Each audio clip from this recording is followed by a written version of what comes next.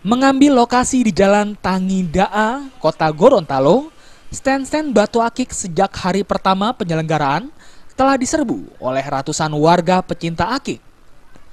Dalam festival batu akik Nusantara yang diikuti oleh 24 provinsi ini, Anda dapat melihat bahkan membeli berbagai jenis batu dari berbagai daerah, seperti batu obi Halmahera, anggur api dari Lampung, bahkan batu giok dari Aceh. Harga jualnya pun bervariasi, dari yang bernilai Rp300.000 hingga ratusan juta rupiah. Harga pasarannya dari 350.000 sampai 3 juta Pak, tergantung kualitasnya. Tergantung kualitas. Ya, warnanya ada 5 varian ya. Warna apa? Bening, kuning, hijau sama biru. Biru. Ya. Selama pameran ini keuntungan sudah berapa Pak? Ya, lumayan lah. Kisaran berapa Pak?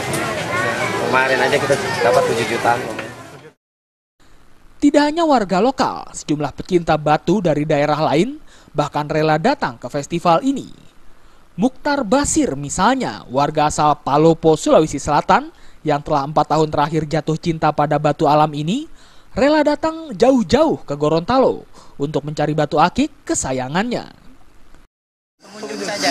Lihat-lihat Pak ya? Ya, lihat-lihat. Kebetulan ada kegiatan rapat kerja wilayah Apeksi. Tadi istirahat ini ya kita berkunjung ke sini. Memang penggemar batu Pak? Ya bukan memakai, ya saya pakai. Sudah berapa lama? Saya sudah pakai batu itu 5 tahunan. Sedikitnya 300 stand penjual batu akik yang meramaikan festival ini. Bahkan, sejak pelaksanaan selama 3 hari sejak 19 Maret, transaksi diprediksi mencapai 11 miliar rupiah. Tingginya antusiasme warga ke festival ini membuat pihak pemerintah Kota Gorontalo menambah waktu kegiatan selama 1 minggu penuh dari rencana sebelumnya yang hanya 3 hari. Dari Gorontalo, Irwanto Ahmad melaporkan.